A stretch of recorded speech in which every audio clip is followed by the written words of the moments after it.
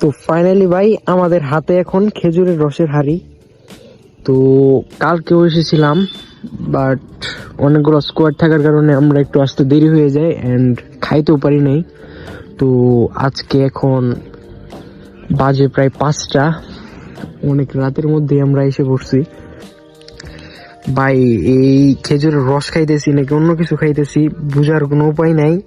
মানে না, আমাদের মতো এভাবে ট্যুর দেওয়া ঠিক না। ওই যে বাইরে কাপড় নিয়ে আসছিল, ওদেরই মজা। তো ফিউচারে ট্যুর দিব কোনোদিন ইনশাল্লাহ, এর আগে না।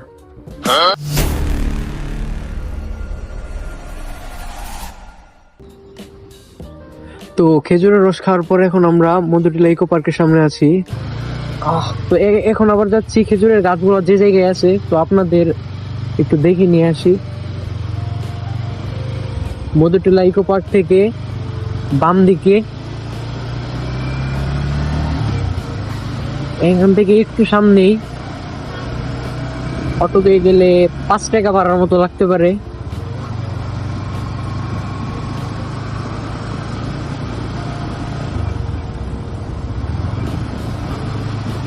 তো এখন প্রায় অলমোস্ট 6টার মতো বাজে। তো এদিকে গ্রামের সাইড, তো তার জন্য সবকিছু এখনই মানে খোলা হয়ে গেছে, সবাই এখানে বের হয়ে গেছে। পর্যটনীয় এলাকা।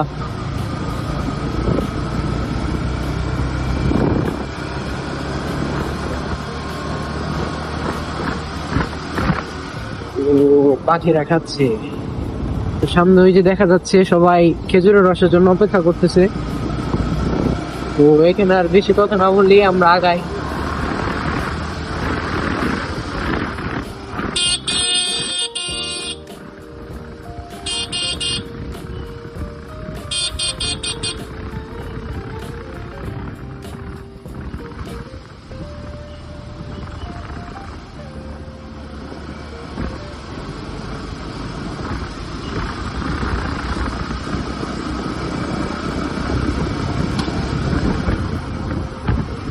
ওই জায়গায় এত ভিড়, খেজুরের রস পাওয়া যাইতেছে না। তো এইখান থেকে কেউ খেজুরের রস কিনতেছে না, কাহিনীটা বুঝলাম না।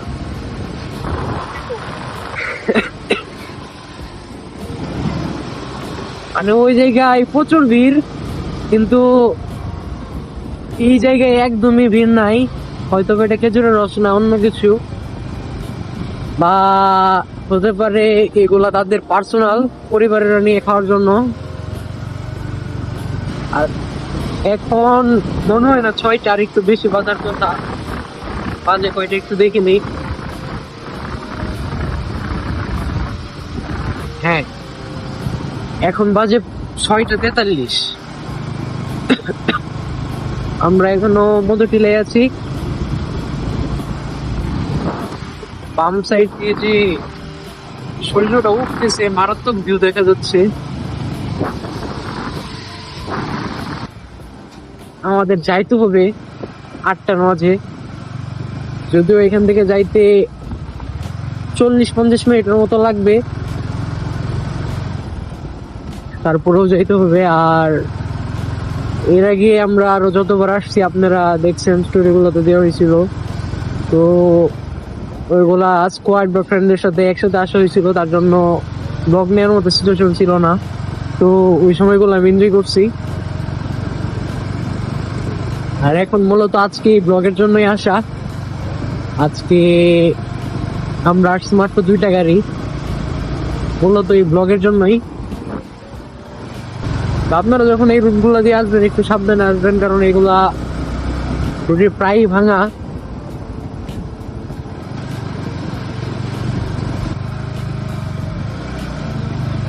আমাদের শরীর একদম জমে গেছে। সামনে যদি একটু রোদ হয়, এই জায়গাতেই, ঠিক এই জায়গাতেই অ্যাক্সিডেন্টটা হয়েছিল।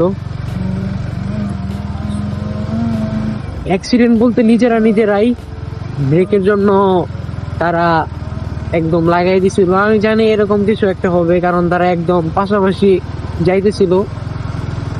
আর আমি এগুলো একটু মেনটেন করেই চলি, তাদের থেকে আমি না হলেও অনেক দূরে ছিলাম। হয়তো আমি তাদের আগে আর না হয় তাদের পরে, একসাথে ছিলাম না, একসাথে ছিলাম বলতে পারেন কিন্তু একটু আগে পিছিয়ে ছিলাম। হ্যাঁ, আপনি একসাথে যাইতে পারেন কিন্তু সিটটা আপনাকে মেনটেন করেই চালাতে হবে, কারণ এই রোডের অবস্থা একদম বাজে।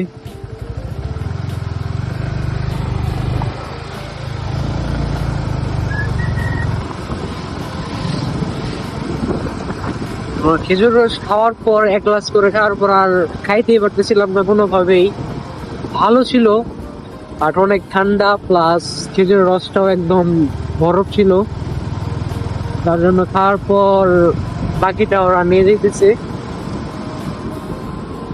আর এমনিতেও এক গ্লাসের বেশি খাওয়া ঠিক না।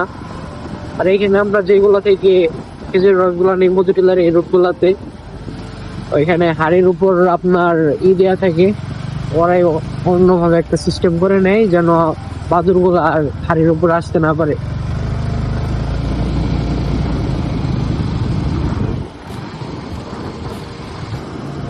বলার মতো না।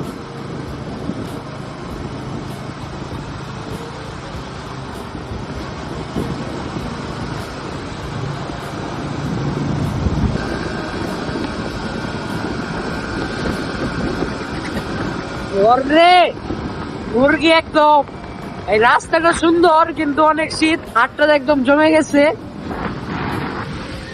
যে এদিকে একটু একদম হালকা হালকা চলতেছে, তারপরে প্রচুর ঠান্ডা।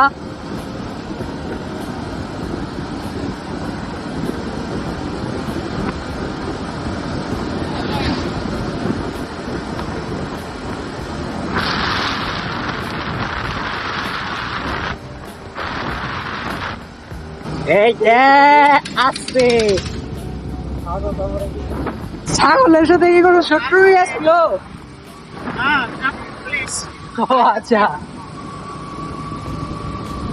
আচ্ছা, এনে একটু দাঁড়াই, এনে একটু দাঁড়াই, একটু রোদে দাঁড়াই।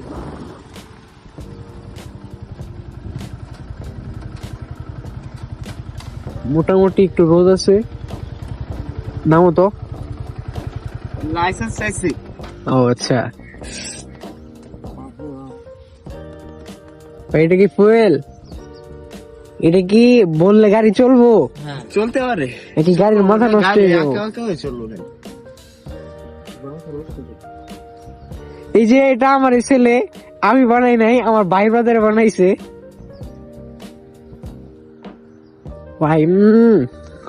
রোদ, প্রচুর রোদ, এই রোদটা ঠিক দরকার ছিল না। আমাদের মতো এভাবে ট্যুর দেওয়া ঠিক না।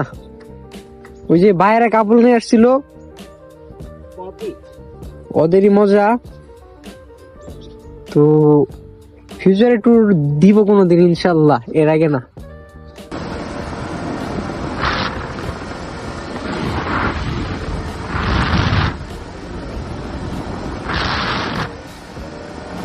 আরে ভাই, রাস্তাটা প্রচুর সুন্দর, দেখার মতো। ভালোই লাগছে, রাস্তাটা সুন্দরই আছে, কিন্তু রাস্তাটা সুন্দর হলেও তোমার থেকে বেশি সুন্দর না। হ্যাঁ, এগুলাকে বলে ফ্লার্টিং, ইউটিউব দেখে শেখা।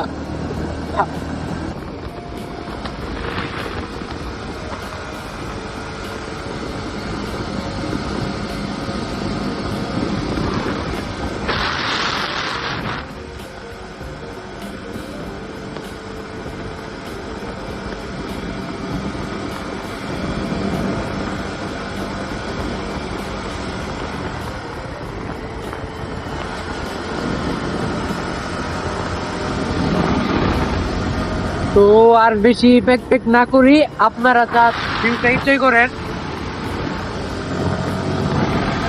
তো আমরা কাটাকাটি নিয়ে এসে পড়ছি, এখানে একটু দাঁড়ায় তো ওই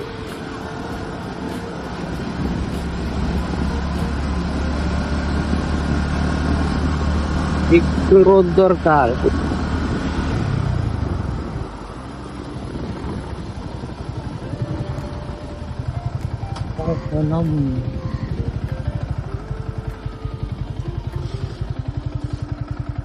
একটু হালকাই করে নিই।